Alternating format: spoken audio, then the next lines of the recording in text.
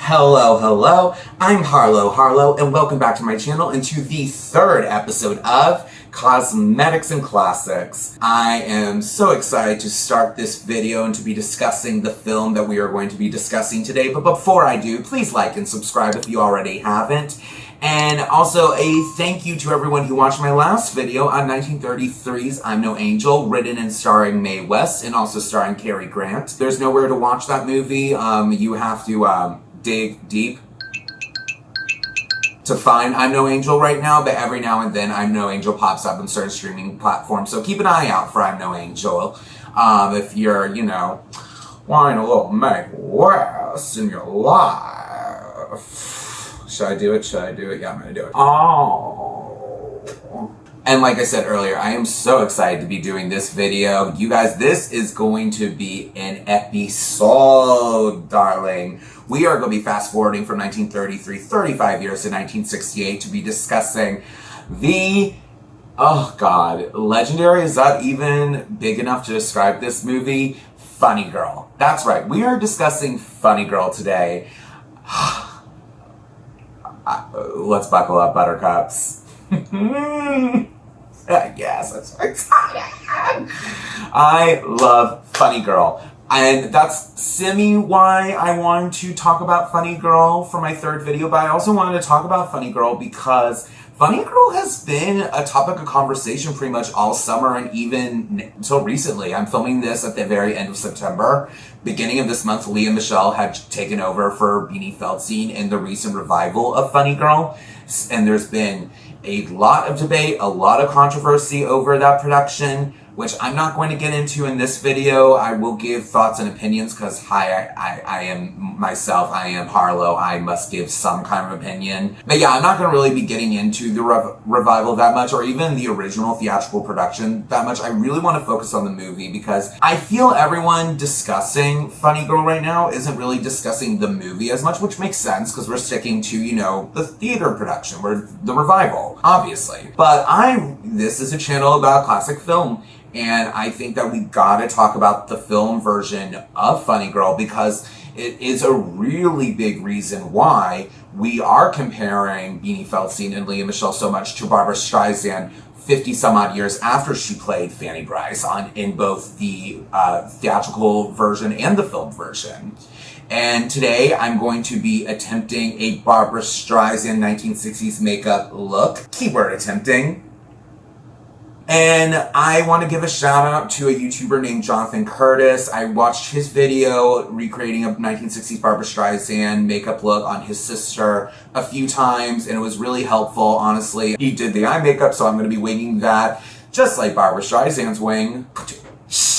I am the most awful human in the world for that, but we digress. And before I get into the makeup look, before I get into the facts and figures, and the film in general, let me give you a brief synopsis of Funny Girl. Funny Girl tells the real-life story of Fanny Brice, who was a major Ziegfeld Follies star, a radio legend, and also a singer and film actress. And I think television. I think she did some television as well. Yes, she did. She did, I think. We'll go with that as well. She was an all-round talented queen, darling. And this musical is semi-autobiographical, and I will be spreading some nuggets of facts about the real-life Fanny Brice's life as I'm talking about the movie. And these little nuggets of facts come from Herbert Goldstein's book, Fanny Brice, the Original Funny Girl. So yeah, let's get started. So the film version of Funny Girl was released in 1968 through Columbia Pictures.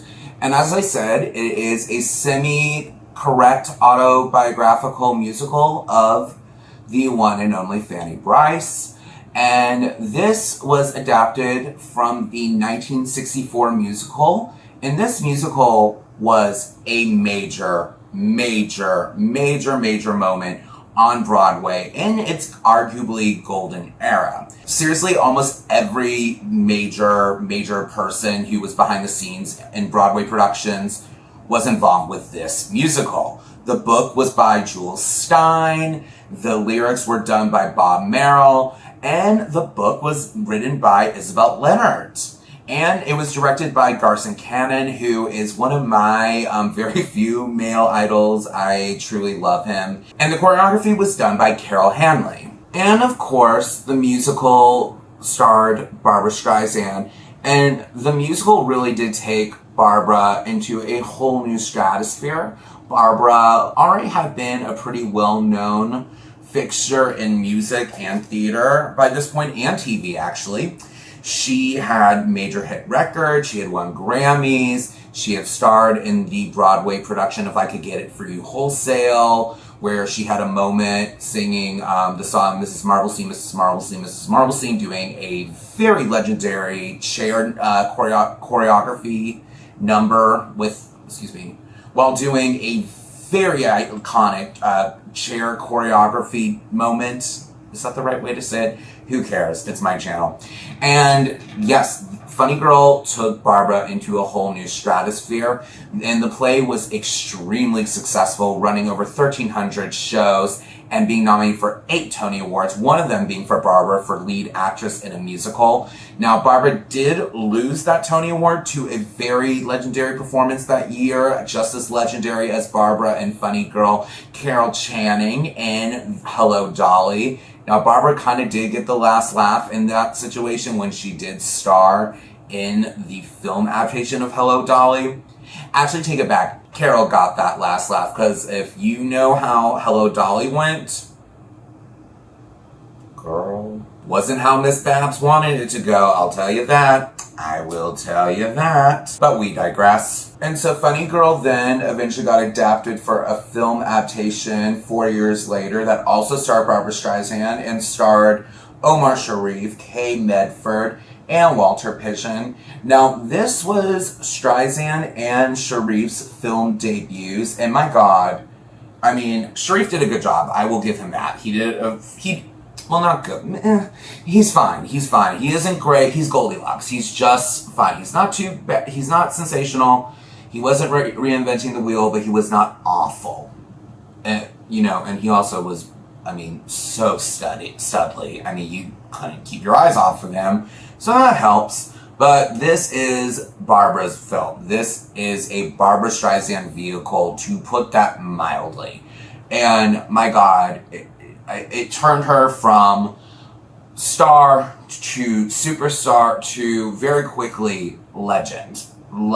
Like, if Barbra had stopped working, retired from entertainment after Funny Girl came out, she would still be a legend. Like, that's how big this was for her and for her career. The movie was directed by one of my all-time favorite directors, one of the most iconic film directors in Golden Era history, the one and only William Wyler.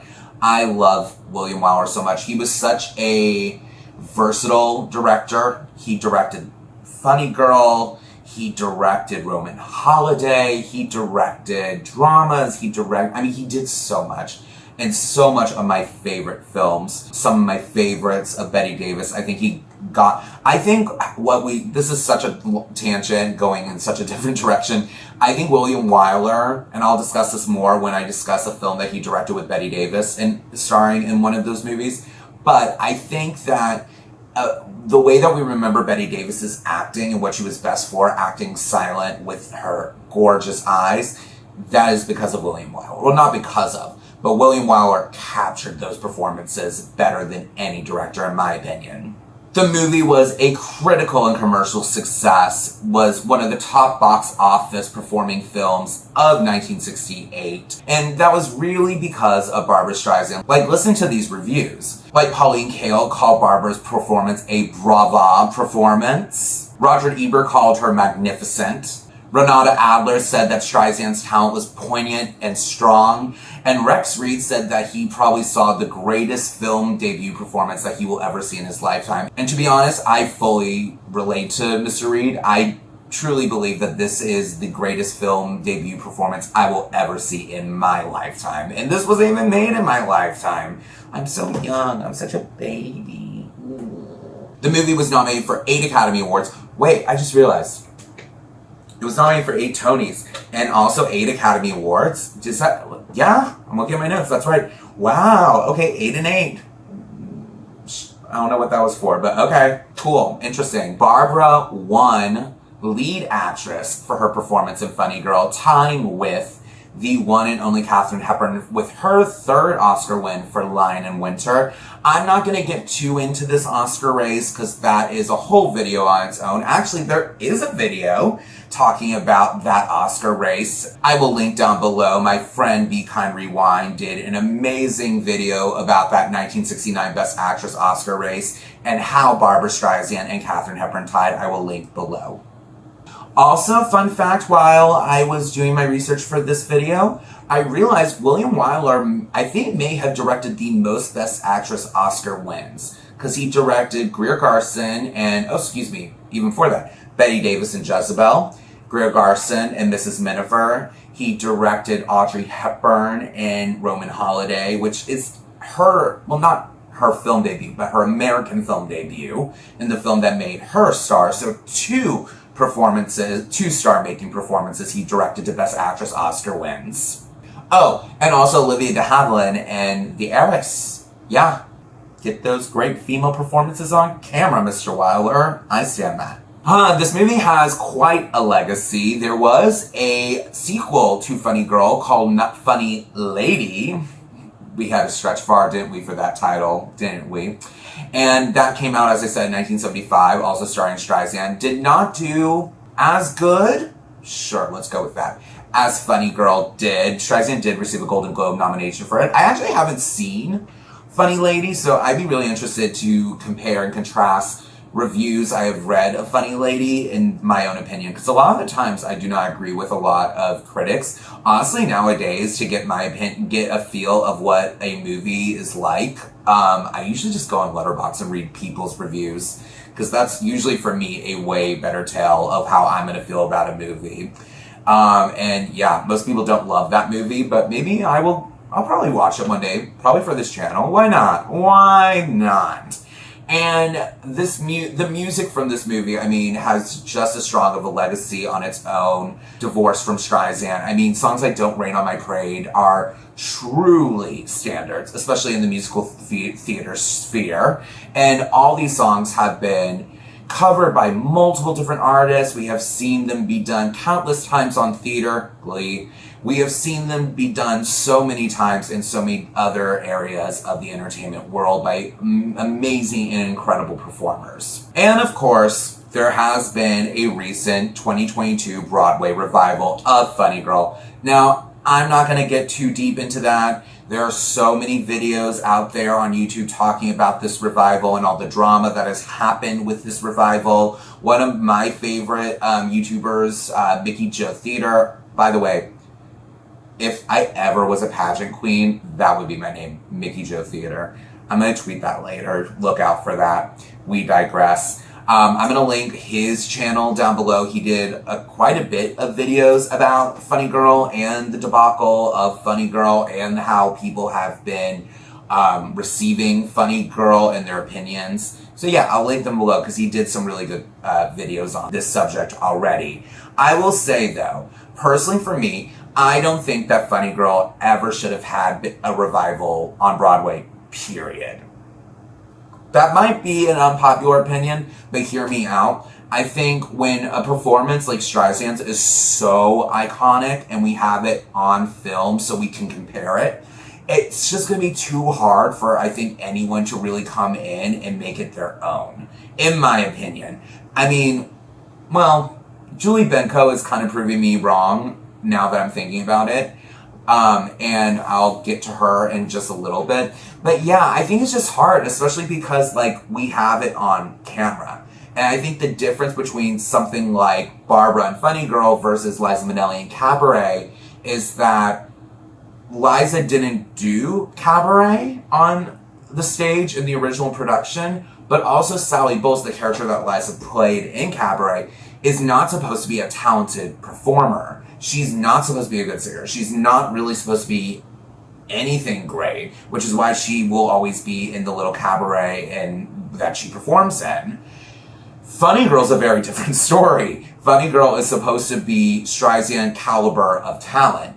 And the problem is, Streisand is the standard. There are certain performers that come along once in a blue moon that become the standard. Someone like her, Billie Holiday, Janis Joplin, Judy Garland. Performers like those four ladies in particular become standard, and then everyone gets compared to that standard and see if they meet that standard.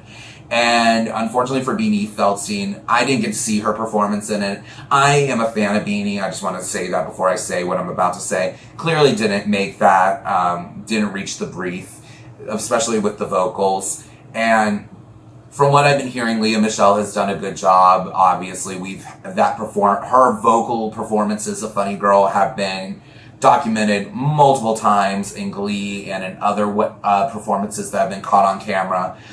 This is how I personally would have done the revival of Funny Girl. There are three options I would have done. One, first and foremost, I would have just casted Julie Benko as Funny Girl. I think that we have been needing a Star is Born type moment on Broadway, and clearly Julie Benko could have given us that. We really haven't had that since, I think, Jessie Mueller in Beautiful. And that was a good while ago, almost 10 years ago at this point. So I think we are long overdue for a Star is Born moment on Broadway. And Julie would have given us that. And I've heard people were returning their tickets so they could see her performances. They've been keeping her around even more so. She's been getting extensive press coverage that I don't think understudies ever will get in, period. So yeah, I think they really missed out on that moment, for sure. I would have also have casted Rachel Bloom. You might know her from the CW's Crazy Ex-Girlfriend. Rachel Bloom is such an underrated talent in the entertainment sphere, and I think that she is the right age. She could have done the comedy perfectly. Her acting, she is very vulnerable, which you need to have a touch of vulnerability to play Fanny. And she can also do the songs justice. Like, seriously, she would have been a brilliant choice. My third option, cast me, one-night performance, will burn the theater down right afterwards. And now with all that out of the way, let's jump into the movie and put more cosmetics on my visage, darling. That's French for face. See, I do know some real French words. Wild, right? So Funny Girl opens with a big booming score, and I love a big booming score. And this movie, of course, has to have a big booming score because it is a musical after all. And what would a musical be without a big booming score? Am I right, ladies and gentlemen? Funny Girl's musical score is just so stunning. It's so beautiful. It gives such a good build-up to what we are about to see and witness on the screen. And also, this comes in the time when movie musicals were really in sort of a golden era and had just these gorgeous openers and really just made you feel like you were about to fully go into a actual theater to watch a musical. Like, it felt like every time I watch this, I feel like I'm in a theater about to see a very live performance, as if there is a difference from a non-live performance, but we digress, as always. And as this booming score dies down, we eventually see the New Amsterdam Theater, which is where the Ziegfeld Follies performed all the time. I don't think, actually, they ever changed their location. I think they were always at the New Amsterdam Theater. And we see Streisand walking up to the theater in her iconic cheetah print coat and matching hat. Now, I just have to make a note here. I love the costumes. I love the makeup. You cannot tell me otherwise.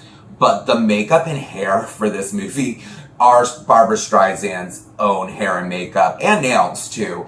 Miss Streisand did not try. No one I want to know, did anyone be like, hey, this is 1960s makeup and hair and nails, and we're making a movie that's mainly the 1920s and 30s. Like, no one. And Streisand wasn't even the grande dame diva that she eventually soon became. that, like, I feel like if that was her demand to have her own hair and makeup and nails be on brand, someone could have been, Wilder could have been like, girly, no. But we digress. It's iconic no matter what, and I love it, and I'm attempting to recreate it. Emphasis on attempting. Emphasis on attempting. Oh yeah, I forgot to give my disclaimer. I am not a makeup artist. I am just your grandpa's young dumb bimbo sitting up in the manse who likes to paint, but instead of on a canvas, paints their face for fun. So take that with what you will, people who need people are the luckiest people in the world. I'm so sorry. I'll stop. And so Streisand walks into the theater and we get the iconic moment where she looks into the mirror and she says, "Hello, gorgeous." And I mean, one of the most iconic entries in film history. And we see her go into the theater. We see her kind of a moment on stage, standing and looking around. She's hearing the applause in her head. And she's really feeling it. All of a sudden, she just starts, can I say this on YouTube? Pulls out an imaginary machine, rhymes with bun, and starts hooting at the empty seats. Okay. And then she makes her way into the house of the theater and she sits down, she looks up at the stage, and pretty soon Emma, her personal secretary / housekeeper, comes out and is like, "Hey Fanny, you're here. Good. Happy to have you, sis. Tonight's the night, isn't it?" And Fanny's like, "Yes, tonight's the night." And I'm like, what is going on? Like, why is it so cryptic? What is happening? Are we talking, like, are we preparing ourselves for Blonde on Netflix to be released? Like, what is happening? And we will find that out throughout the film, because now we're all going to be going back together in flashback. That's right. This musical is all done in flashback. And we are now back on Henry Street in Brooklyn. And we are in the bar / home of the Brices. And we see Fanny Brice, aka Barbra Streisand, getting ready to go to rehearsals for the show that she's in. She's a chorus girl, the 8 Beautiful Girls 8, at a bar and theater called Keeney's, owned by, you guessed it, Mr. Keeney. And during this time, we see Mrs. Brice, played by Kate Meadford, who also originated the part of Mrs. Brice on Broadway, playing cards with her friend, and they're all talking about Fanny as if she's not in the room when Sis is in the room. And how do I say this? There's a musical moment discussing Fanny's looks, and they're basically saying that she's ugly as an effing dog, which rude, very rude. And I feel like that's just also just something that Streisand had to deal with personally throughout, like, her. I feel like Streisand had so many people having such mixed messaging about her looks. Joan Rivers actually told a story that when her and Streisand were starting up together in the Greenwich Village scene in the 60s, someone literally came into the dressing room and offered Streisand money to fix her nose, quote unquote, which of course Streisand never did. That's become one of her most iconic features and part of her beauty. And then you have people like Deanna Vreeland, who was the editor-in-chief of Vogue, praising Streisand for her beauty. Like, such mixed messages. I could not imagine just how much that probably got into her head at some points. There's actually a really great quote from Streisand saying that she, at the time, didn't think she was pretty enough to play Fanny, but later in the year, she was like, actually, I was too pretty. And I love that. I feel like that is Streisand in a nutshell. So after being told that she is ugly AF, we now see her go off to her job. And as I said, she's a chorus girl at a club called Keeney's. And she is one of the 8 Beautiful Girls 8, which people standing outside the stage door of the bar don't believe that she is one of the 8 Beautiful Girls 8. She has to say, well, makeup helps, which is why she is one of the 8 Beautiful Girls 8. How many times am I going to say 8 Beautiful Girls 8? That is probably the last time I'll be saying 8 Beautiful Girls 8. Take that back. That was the last time. But we digress. So now we see her in rehearsals, and she clearly cannot dance. And you're just like wondering how she got this job. And eventually she gets fired for not only her looks, but for not being able to keep up with the choreo, which, to be honest, other than them being like you with the skinny legs and you not being up to snuff physically for this job, pretty fair firing. Like, she can't dance. She can't dance this part at all. These, not part, she's playing herself here.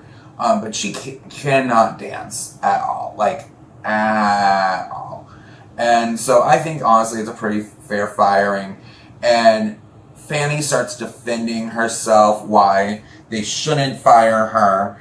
And this is when we get I'm the Greatest Star. The first major moment of musical greatness from Funny Girl.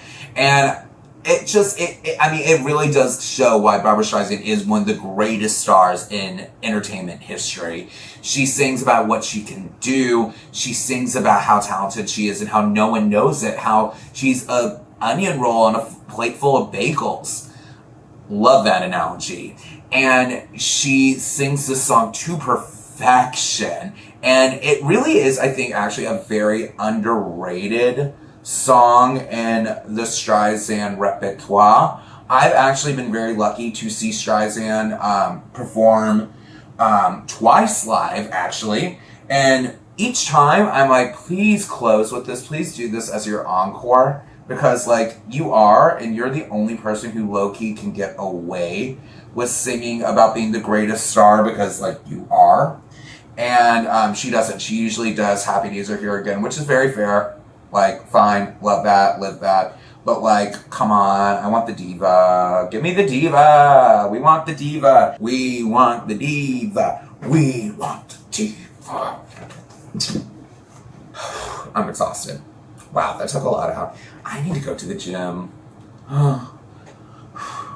But we digress. After she sings The Greatest Star, and by the way, she thinks she's alone on stage when she's singing this. And this dude who becomes a really good friend of hers, I forget his name. I will say his name somewhere right under here. With some help by my incredible editor, Trevor, which, by the way, side note, Treasure, let's call you Treasure. Why not Trevor? You're watching this. Hey. Has an amazing podcast that I will also link below that everyone should go listen to while he is helping me in my endeavors. He also has his own endeavors, and I want everyone to support him just as much as I want you to support me. But anyway, this guy is like, hey, you're not a dancer, you're a singer. And he's like, why aren't you singing? And she's like, y'all weren't looking for a singer, y'all were looking for a dancer, and I needed a job, and I want to be in show business. And I would literally do anything. Like, she is willing to lie to get the job. And she is willing to do the best she can when she gets that job in order to keep said job. Which, like, I really do respect. I respect anyone who hustles. And Fanny's a hustler. Fanny is a hustler. And that is very close to who Streisand is and was. Streisand is an absolute hustler. And so this guy is like, hey, you, why don't you come back here? I will help you get your job. Can you roller skate? And she's like, can I roller skate? She can't roller skate for that. You know what? Like, my God, I can't roller skate, but like, she can't roller skate. She cannot roller skate. And we see this in a chorus girl number, and she is just hamming it up. She just is, hamming it up. I know that's not kosher for a Jewish girl, but like, yeah, she's hamming it up. And totally taking focus away from all the other chorus girls and just ruining the number. Like, and we find out later she's low-key doing it on purpose so she could be the center of attention, which high-key relatable. And we see her then finish the number by rolling complete opposite direction, almost knocking into other showgirls. and hindering their performance and also low-key their lives, but we digress. And after that is when we get our next number, which is the I'd Rather Be Blue Thinking of You number. And here, this is where we see she was totally doing everything on purpose because she can roller skate. She roller skates beautifully, actually, through this. I mean, she's not doing flips and tricks, but she is just gliding on stage, singing this really sweet, adorable little number. And she becomes a sensation. And pretty soon afterwards, Keeney offers her a job. I just had to step away. I was realizing I was taking a lot of time in fixing my eye makeup, and just want to take a moment away to really focus on that before I came back and talked to y'all more about Funny Girl. So as we left off, Fanny had just finished the I'd Rather Be Blue Thinking of You number. She goes backstage. All the chorus girls are like, girly, that was not coolie. And Fanny's like, I didn't see y'all trying to be different and standing out and doing things unique and trying to become, I don't know, a star like me, the greatest star, haven't you heard? And pretty soon she gets a knock on the door. And before she gets a knock on the door, the chorus girls are like, hey, I know you think you're the greatest star, but who do you think is going to see you in this dump of a theater? Florence Ziegfeld, who was the creator and producer of all the Follies shows. And she was like, maybe, who knows? Anything could happen.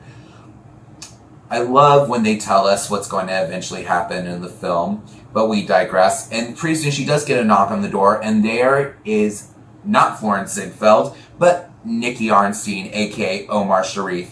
And he is described as an entrepreneur and a gambler. He is a self-professed gambler.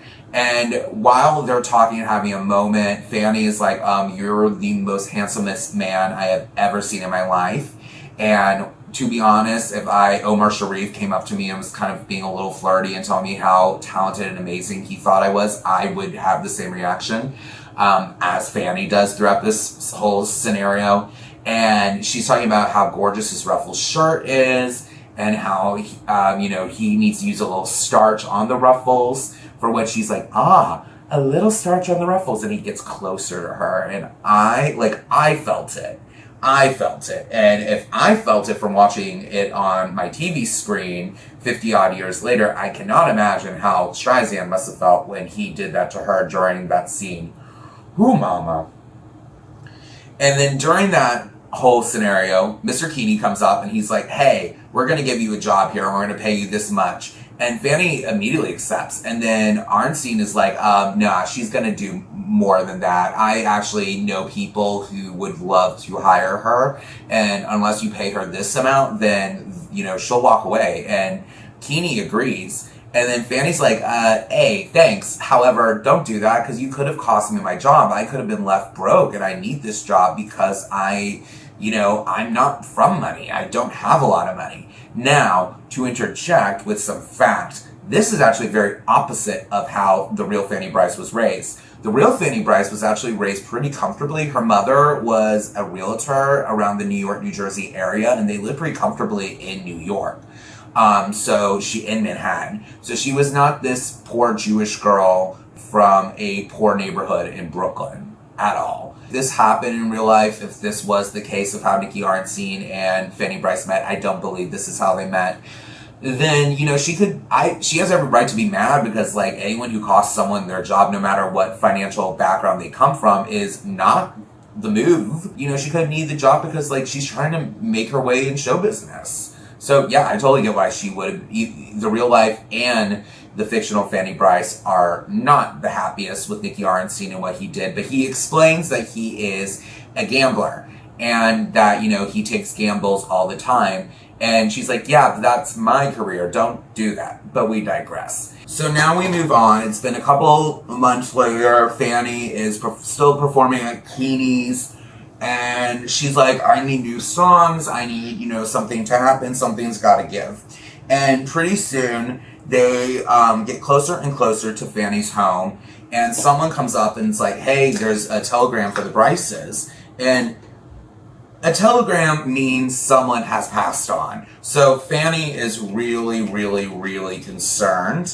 And she eventually gets home and she immediately is like, oh my God, Mom, who died? Like, which aunt, which cousin, like, who passed away? Mom is like, Florence Ziegfeld. And Fanny's like, he died. Why would we be getting a telegram notifying us that he has passed on? And she then just is like Mama Brice is in shock. And she hands Fanny the telegram, and the telegram is requesting Miss Brice, Fanny, to come to the New Amsterdam Theater to audition for a spot in the Ziegfeld Follies. Someone saw her and told Mr. Ziegfeld about this singer at this bar, Keeney's, and it's like, you need to see her. We realize no one died. Fanny is about to become a Ziegfeld star, which is a huge deal. So if you're not familiar with the Ziegfeld Follies in a sense was kind of like early 1900s Saturday Night Live in a sense. There were constant follies, these review shows that were happening yearly, and some of the greatest talent of the 20th century came out of the Ziegfeld Follies, including Fanny Brice. Some of those talents include Josephine Baker, who was the first black talent to be in the Ziegfeld Follies, W.C. Fields, Bob Hope, Eddie Cantor, Sophie Tucker, Marilyn Miller, and silent film icon Louise Brooks. Like, the list goes on and on about people who at some point were one of the Follies in the Ziegfeld Follies. And Fanny sings a song called Secondhand Rose, which is a song that Barbra Streisand had sung previously on other albums. And she gets hired as a Ziegfeld girl. And this is where she wanted to go. This was the goal for Fanny. She made it. And she gets the sheet music for the first song that she's going to sing in the Follies, which is a song that we will eventually see in a couple scenes called I Am the Beautiful Reflection of My Love's Affection. And the whole song is supposed to be about a woman describing how she is the beautiful reflection of her love's affection and how beautiful she is. And it's supposed to be sung with full earnesty. And Fanny's looking at the sheet music being like, they will laugh me out of this theater if I sing it like this. And in some ways, it's very sweet that Mr. Ziegfeld is like, no, you're going to sing this song about how beautiful and stunning of a person you are, and you're going to like it no matter what. Because, he's not calling her ugly by giving her this song. In a way, Ziegfeld is saying, or at least the character of Ziegfeld, played by Walter Pigeon, is saying, hey, Fanny, you're actually really beautiful, and you can sing this song. But Fanny knows better, because she has been told her whole life that she is not beautiful. So Fanny is like, hey, I'm not going to sing this song. And so immediately she starts to argue with the big boss. And the big boss is, of course, not happy with his fledgling young star arguing with him. And so he comes down to the stage to talk to her. And he's like, look, you either sing it my way or you're not a Folly. And she's like, okay, you win. I'll sing it the way you want. And that's what Ziegfeld thinks is going to happen. So now we move on, and it is Fanny Brice's Follies debut. And this scene is just visually so over the top. Any film related to the Ziegfeld Follies was so over the top anytime they showed a Ziegfeld Follies stage. Because, granted, when you look back at photos of the Follies, the stages were glitz, opulent, glamour, like early turn of the centuries glamour, 1920s glamour. You know what I mean? Like, so over the top, so big and impactful. And of course, because film has even more room to create even bigger stages, they're really going to go all out. Like, they're going to take Ziegfeld stages and put them on steroids. It's insanity what we get with these scenes. But I digress. And so now we get the opening of the song, Beautiful Reflection. And we have all these showgirls kind of doing this opening about brides, and we get the feel that, okay, the main person singing, aka Fanny, is going to be a bride, because it's all about, you know, fall brides, winter brides, spring brides, you know, seasons. Did I miss a season? I did. Summer brides. And not to negate summer brides, we stand a summer bride in this house. And it's just beautiful and over the top. Also, hair and makeup absolutely does not fit the time period, but you know what? I don't care. It's just incredible. Like, when something is so good, I don't care. It's like the purple Converse in Marie Antoinette. You know what I mean? And that's what this makeup is to me. Like, it is so unfitting with the time, but it just is so spectacular. And so now the showgirls are pretty much done with their bit, and it is Fanny's turn to take the stage. And everyone is so excited. There's a huge anticipation. You can hear it in the music. It's just going to be this huge thing. And then Fanny comes out, and well, she's dressed as a bride. A pregnant bride, that is. She turns her stomach, and she, before going on stage, took a pillow and from her dressing room and stuffed it under the dress. Which, you have to think, even in 1968, like, premarital sex was still highly controversial. And having a baby out of wedlock is highly controversial. So, to take this moment about, I'm this beautiful reflection of my love's affection, and turn it on its head, turn it into a joke, turn it into something controversial, in 1968 alone, is wild and brave for a stage performer to do. So imagine a stage performer in 1920 doing that. I'm shocked that they didn't close the curtain on her right away. Truly wild. Truly wild. And she sings a song the way that she wants to do it. She turns the joke on herself and she's in on the joke.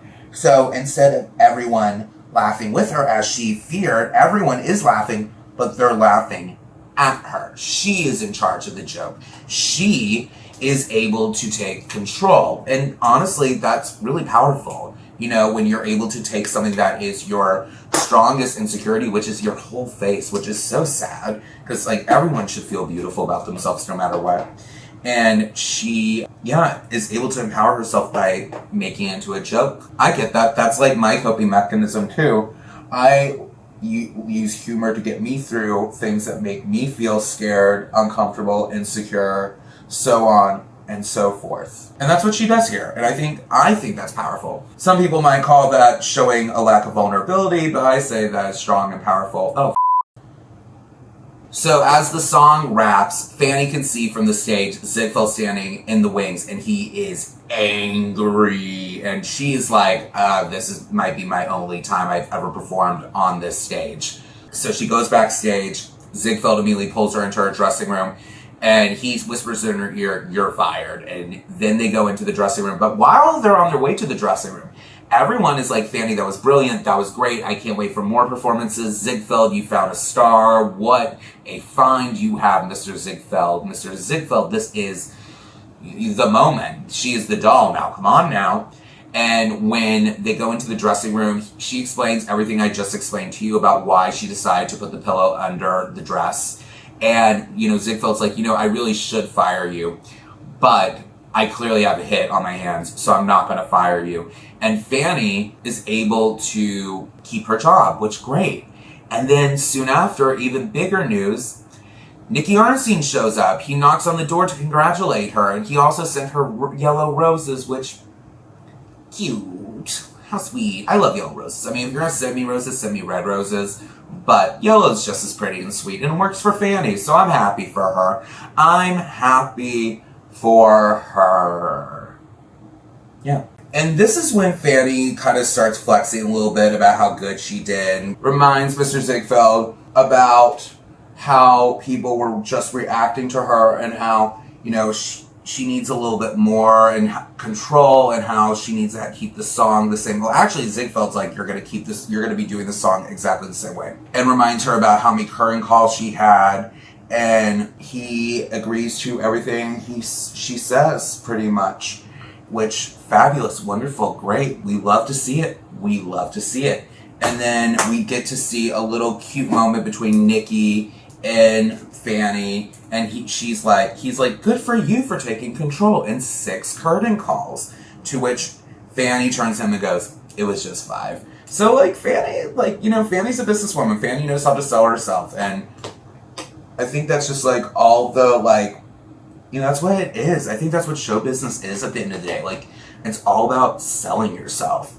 And sometimes you lie and stretch the truth just a little bit in order for things to work out in your favor. And they do. Fanny becomes a huge Ziegfeld star, and they're going to go back and celebrate at her mom's place. Nikki comes along even, and he's just wowing and wooing everyone, except Mrs. Brice. She can kind of see through him a little bit. She looks at him and goes, there's something about you. There's something about how handsome you are, this nice shirt, what a gambler you are, how you're able to charm literally everyone. She's just like, I like you, but I'm keeping you at a distance, which is smart. Mrs. Brice, you're a smart one, aren't you? You really are. You know what you're doing. While Nikki's there, he's meeting all the neighbors. He meets Sadie, the married lady that we hear Fanny talk about eventually, and talk about how she just wants to be a Sadie married lady. And soon after, we get a scene, a moment, an interlude, a lover's interlude, darling, where Nikki and Fanny go outside, and Fanny's just like, this is home, this is life, I love it here, even though it's not where the real Fanny Brice ever was, but we digress. And now we get people. That's right, one of the most iconic musical moments, probably the third most iconic musical moment in this movie. I'll tell you the first and second along the way because they haven't come up yet. But she sings People. Now, People was actually a song that Streisand had sung earlier. It's actually the title of one of her first albums. That's right, People, with one of my all-time favorite album covers of all time. This was shot while she was performing in Chicago, and she's overlooking the Lake Michigan, Jesus. And it means a lot to me because I lived in Chicago for like 9 years. I went to college there, and I spent a lot of time along that lake. So just seeing where she was and posing in front of it with the sunrise, like it has some meaning for me. So I really love that album cover, but we digress.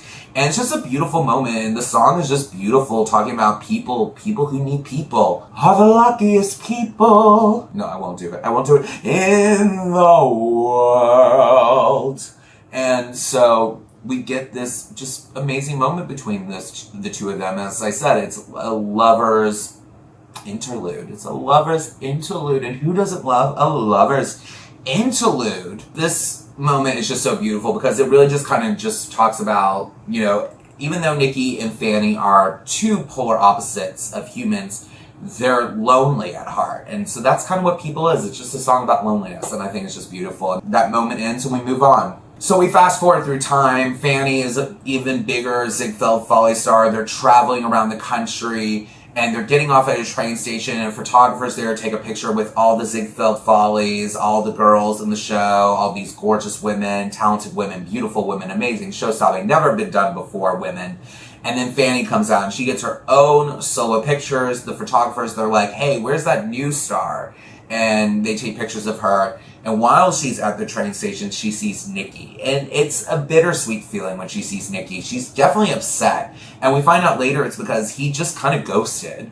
You know what I mean? Like, he just ghosted Fanny after this moment that they had together. Wow, having a really great moment with the guy one time, and then he fully ghosts, and you just wonder why he never reached out to you. And so when you see him again, you're like, hey, what happened to you? I relate. I relate so much. I just realized, and as I'm explaining something, that's my dating history. We digress. I'm not going to get into that.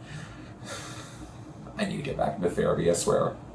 And so Fanny's kind of acting a little aloof and cold, but they eventually agree once they see each other and start talking a little bit. They agree to have dinner together. And Fanny's in her hotel room with Emma. This is where now Emma enters really the picture of Fanny's life. And she's just like, I don't care. I don't like him anymore anyway. He's worth nothing. Look at me now. I'm a famous famous Ziegfeld Follies performer. And what is he? A gambler. Meanwhile, she is getting dolled to the nines, and Emma's like, okay, so if you're putting all this effort in, why do you care? And she's like, I don't. She does care. Fanny cares a lot. And pretty soon, they meet up at the hotel in a private room where Nikki has set up a gorgeous dinner for Fanny. And she enters, and like I said, very aloof, very cold. She's wearing my favorite outfit she wears in this movie, this gorgeous lavender gown that has some floral applique on it. And then she has this gorgeous shawl that she's like holding like this when she walks in. And Nikki's like, can I get your shawl for you? And she just, it's just literally like this. Boop, drops her shawl, doesn't say anything. That's a queen I would tip at a bar. But we digress. And so Fanny finally is like, you know, I expected you to call me. I thought you would call me. You never called me. You said you would call me. Why didn't you call me? And so Nikki says, look, I wanted to call, but I honestly got scared because this was definitely going to be something that would become way too serious for me. Which, if a dude said that to me, I would just be like, okay, you're not for the commitment. Bye. Get out. But before Fanny could do that, Nikki starts having his own musical moment. That's right, he sings, You Are Woman and I Am Man. And this is sort of a semi-seduction song. Fanny also notices when she enters the room that there's like this red velvet chaise lounge that's just there. And she's like, the advance is going to be made before dinner or after dinner? And, but then he sings a song, and it's basically a seduction number. And let's just say the two of them end up on that chaise lounge together after that moment, after that song. And so we move on and we see not Mrs. Meadford, that's her real name, Mrs. Brice, playing cards with her friends and talking about how Fanny is just loving Baltimore. Baltimore has all of a sudden become her favorite city, and all of Mrs. Brice's friends are like, Baltimore of all places, like, no offense, but why Baltimore? And then Fanny's mom, Mrs. Brice, takes the cards and does the card trick that Nikki did when they were playing cards at Fanny's celebratory party after her opening night in the Follies. And all the friends are like, the ruffled shirt, the ruffled shirt. And we move back, and Fanny and Nikki are having a nice lobster dinner out on the sea, which, by the way, if you don't know, Baltimore, Maryland in general, very known for the seafood, great seafood. And so we have this moment between the two of them, and it's kind of the same old back and forth of like, Nikki won't commit, Fanny wants him to commit. He's too scared, she's like, that's, you know, ish. And so they then kind of like have this moment of like, will they, won't they? And then that's when we get the moment. That's right, here we are. We are finally here at the train station where Fanny gets a bouquet of yellow roses and the letter from Nikki. And this is when we get Don't Rain on My Parade. She decides she's not going to go along with the Follies anymore. She's going to go and chase her love, her man. And yes, it is truly, I think, the moment that cemented Barbra Streisand into the superstar status that she got from this movie, full-heartedly. I think that everything was leading up to this moment. This was the build-up. This is the end of the first act. You know what I mean? So it has to be huge. It has to be big regardless. But Streisand just takes it to a level that will never be matched. No one will ever match what Streisand does in this number, especially in a musical film performance. That's where this first act ends. And my God, does it end brilliantly. This first act is truly one of the greatest first acts of a musical adaptation I have ever seen, ever will see. It is the whole reason why I give this movie a 5 out of 5 every time I watch it. However, I will say, I can't say that really for the second act. And I will tell you all about why I can't say that for the second act in just a moment. I'm going to put on my lipstick and finish my face, and I'll be right back. Oh, hi there. How are y'all? We're all done. And I have to say, honestly, I expected a much bigger disaster. I really did. I'm actually pretty happy with this. This looks good. I'm not mad. I am not mad. Would I get the approval from Streisand? Probably not, but who does? Who does nowadays? But we digress. So as I was saying, the second half of this movie really dips, and I don't really know why it dips that much. Honestly, I think it just, no offense to Isabel Leonard, I think the book is not the greatest, dare I say. Yeah, screw it. I'm being honest, I'm being real, I say this all the time. Funny Girl is not the greatest book. And I think that translated to the film, and I think that it's not the greatest because the first half is so overly strong, and it has so much, and the second half has too much, I think, to live up to in comparison to the first half of this musical, and it reflects the film. So after Fanny makes her way onto the tugboat that's going to take her to the cruise ship to meet Nikki, which is where we get the end of Don't Rain on My Parade, she meets up with him, and he's like, hey, I'm not going to marry you unless I win this poker game because I want to be the breadwinner. I must be the top earner in our home. I am man. Hi. And eventually he does win it. They do get married, which is one of my personal favorite musical moments of this film. One of the two only good parts of the second half, in my opinion. Wow, I'm really about to drag the second half. I really don't mean to. I love this movie so much. But I think I think that's why I'm dragging the second half so much, because I know it could probably be better, but I also don't know how I would fix it myself, if I'm being honest. But we get the Sadie Sadie married lady number, and it's just all about that dream of finding your true love and settling down and being married. And I'll be honest, as someone who doesn't want to be married, I would like to be with someone, you know, I would like to be in a monogamous committed relationship. So yeah, hearing this song and hearing Barbra kind of sing about the happiness that brings, I do get that. I do. Although I don't think I would ever want to be married. Like, ugh. But we digress. And we move on. And pretty much it's just kind of the downfall of their relationship. Nikki starts losing money. He goes broke.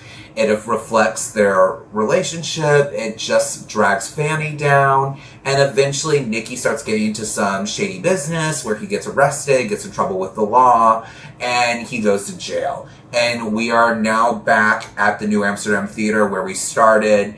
And we're now in the dressing room area.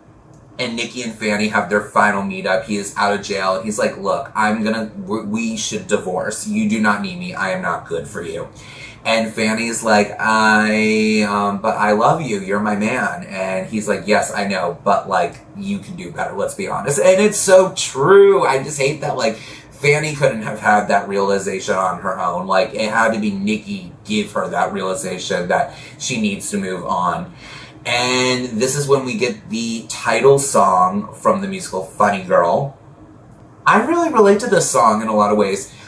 So fun fact about me, if you don't know this, I was a stand-up comic back in Chicago. I was doing stand-up on and off for like 6 years. I've always been the funny person around for most part. That's always usually how people describe me. At least that's what they, to my face. And I, growing up, I never felt like I was good looking. It took a lot of time for me to become the monster that I am now. And when someone shows you a bit of affection or a bit of love but it's friendship love. It's not the romantic kind of love that you want. You realize that kind of like, oh, you're just the buddy. You're just, you're the funny girl. And you have to put up with that if you're the funny girl. And it always moves me. Probably more than anything in this movie. This is the moment that moves me because I really do relate to it. And after Nikki leaves, we get the iconic My Man.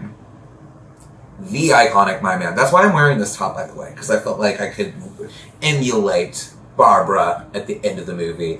And it was just Barbra in this gorgeous column gown with blacks, all black head to toe, V-neck, long sleeves, hair up, gorgeous little dangly earring moment, stunning, never been done before, obviously. Not like Streisand, at least. But we digress. And she sings My Man. Now, fun fact, My Man was actually Fanny Brice's signature song in real life. She is the one who originated My Man. And My Man, even before Streisand sang it, was a standard. So many singers covered this. All the great jazz legends pretty much covered that song. And it had been done multiple times by other singers, as I literally just stated. But when Streisand sang it, it just... it became hers. It's kind of in the same way of how, like, the Eagles wrote Desperado and it wasn't, like, a hit at all, but then Linda Ronstadt sang it and it's like, oh, this is how this should be sung. It's kind of the same thing. She revived My Man. And My Man also, by the way, is not a part of the production of Funny Girl. Again, this is a song that was added for the movie. Except this time, instead of it being a Streisand song originally, it was a Fanny Brice song. And that's how this movie ends. And that's the end of this episode. Wow, we did it. We did it. I am so happy that you stuck around this long. Thank you so much for sticking around this long. And if you are interested in watching Funny Girl, you can watch Funny Girl on Amazon for streaming. And I believe it might be also on HBO Max. I probably am wrong there. But you can rent it on Apple. What's an iPod? What's an iPod? I'm just an innocent little Gen Zer. Kidding. I had an iPod. I had multiple iPods because I would always break them. We digress. But you can rent it there. You can also rent it here on YouTube. And I believe... No. You can stream it on Amazon. So yeah, pretty much that's where you can find it. And thank you so much for watching this video. Please like and subscribe, and please follow me on my social media. I am at them_Fatal on Instagram, at themfatal93 on TikTok, and at themfatal93 on Twitter. Alright, you guys, I can't wait for the next video. I have my next video planned. I'm going to be recording it very, very soon. I just watched the movie, rewatched the movie, and I'm going to be doing my notes and getting that all done so I can film that next week. And I cannot wait because it's going to be a Halloween episode. Yes. Alright, you guys, have a good day or a good evening. Whenever you're watching this, I just hope you're good. Bye.